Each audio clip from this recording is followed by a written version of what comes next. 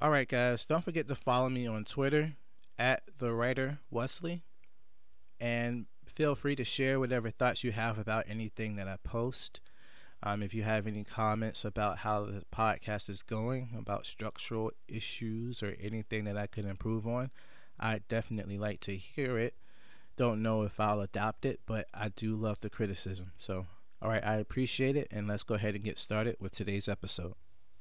All right, everybody, welcome back to Wesley the Writer. I'm Wesley, and we're just going to keep on rolling through. Today's episode, I really wanted to talk about the meat and potatoes of what I mean when I say when men become monsters, and that's the monster part. Ooh, spooky. Okay, anyway, I'm done. All right. Was that career ending? I don't know. Anyway, all right, so yeah, today we're just going to talk about that part.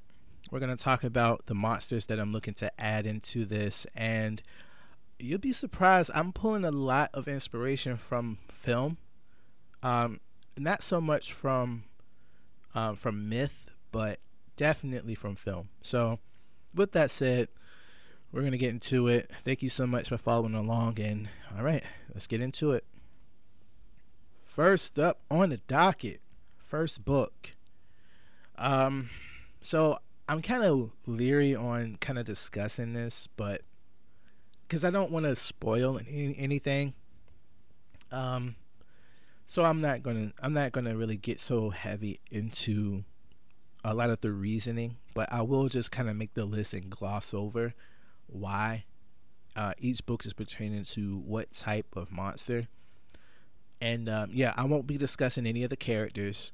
I'll save that for the last episode of the week before we get to the actual book release.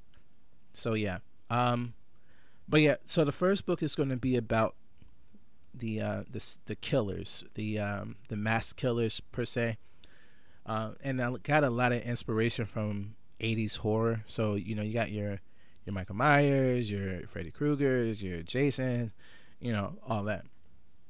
And really, I think that when you first read the book, okay, I'm not going to assume. See, this is the problem with talking about the book. It's like I want to just jump right into telling, like, okay, this is why this character is this way, and this is why. All right, I'm not going to do that.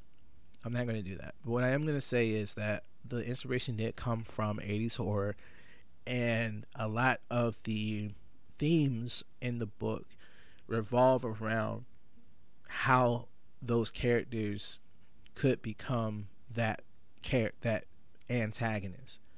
A lot of it, again, like I had mentioned before, is under circumstance.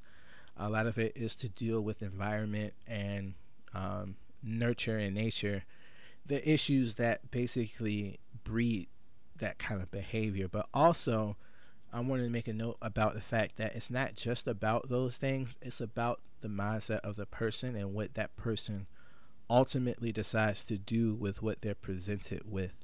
Because at the end of the day, you still have a choice. And that, whenever you're in the moment or whenever you feel like there is cause for retaliation or vengeance or something like that, you should think about why it is that you're here. And I feel like a lot of the people who are here, I feel like everybody for the most part who's here has a responsibility.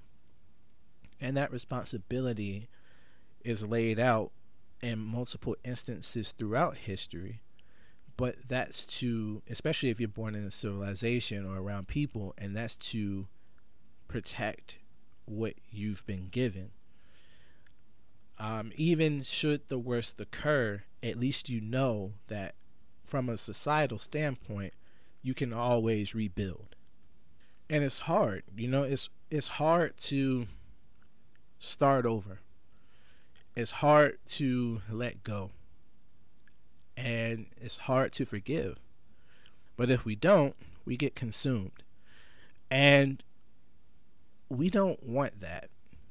That does not give us the ability to be prosperous. That just allows us to destroy.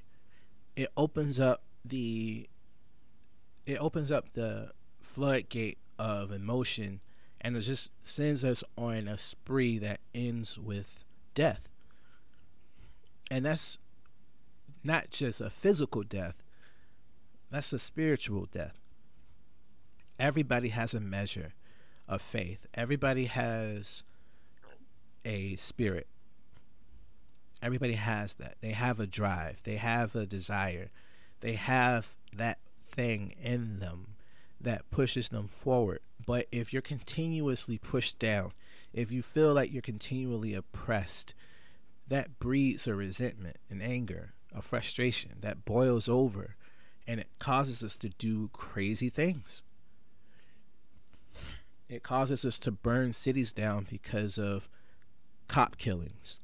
It causes us to take a gun to a school and start killing because of bullying, because of a society telling us that we're not worth anything, because of a group of people who feel like it's their sole purpose to tell you that you aren't worth something. And that's just not true. I'm thinking back to how the last few years have presented us with the assumption that all of the world's problems are predicated on the actions of a particular race, and that the only way to move forward is to shun and condemn the beneficiaries of those who had caused the atrocities throughout history. And that's just not true. That's one of the most damaging things that a society could ever do, and I condemn it wholly. I would never teach my children to hate on a group of people because of the actions of their past, or of the past, or of history. Just because I want to feel some sort of, I don't even know what you could feel off of that. Some form of gratification, some form of self-pleasure. I don't know.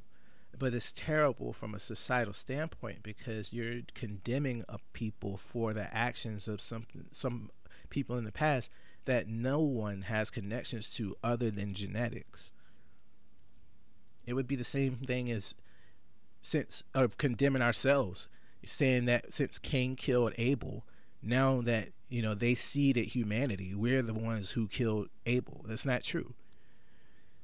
We're the beneficiaries of a system that was developed through blood, through violence, through oppression, but also through love and in the spirit of adventure. And so we have to accept that things were different, but we've changed, and we have moved on, and we should continue to move on from those ideological ideas. I feel like what breeds that form of resentment is not just specific to race, or restricted to some form of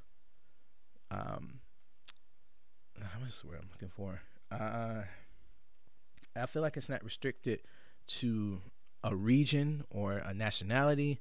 I feel like that it encompasses humanity as a whole. We have to understand that we're all in this boat together. All of us.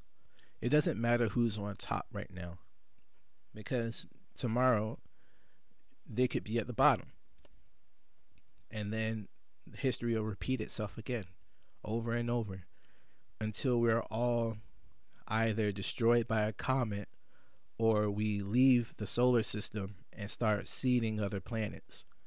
But then it's still going to continue. So as we continue to think about the monsters that present themselves in real life, I feel like going into the book,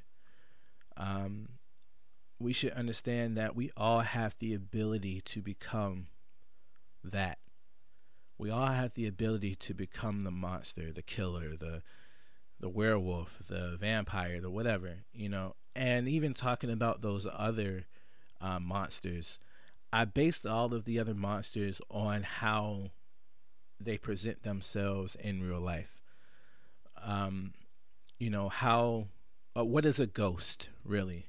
What does it mean to be haunted? What does it mean to be a vampire and draining the life force from a person?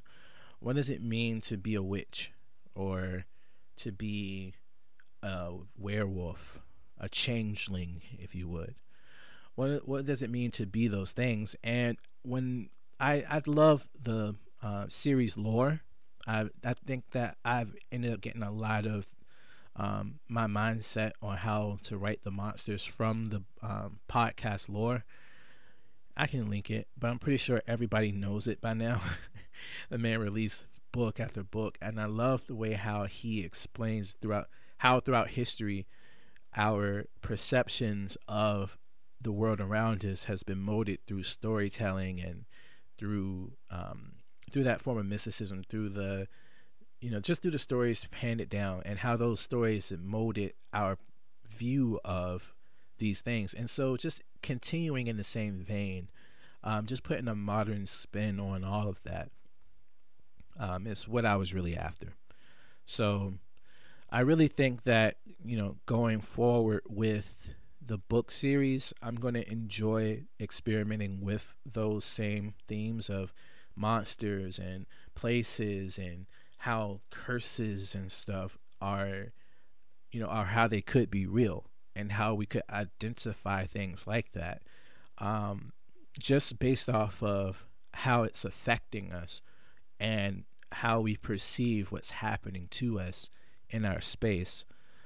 And yeah, it's going to get a little spooky and it's going to get a little real, but I feel like something like this should be written. I feel like something like this should be understood. There are a lot of parallels to the occult, and it's for a reason, because everybody wants to, you know, tap into some unknown source or be given some form of power. But that's what I'm talking about. That's that consumer mindset. That's the mindset that I want to be more than what I am. I'm just not willing to learn what it takes to be more than what I am. And so because I don't want to learn, I'll consume. And I'll become more and more and more, up until the point where you disappear. Because again, if you keep feeding a void, that void's going to grow until it encompasses you, until it engulfs you, I should say. With that said, yeah, monsters, they're real. Real monsters. God, I love that show. That was such a good show when I was younger. Oh man, they don't make them like they used to. But anyway, thank you so much for listening to the podcast. I'm gonna keep on rolling through the through with all of this stuff, through the through talking about the book. I'm just really trying to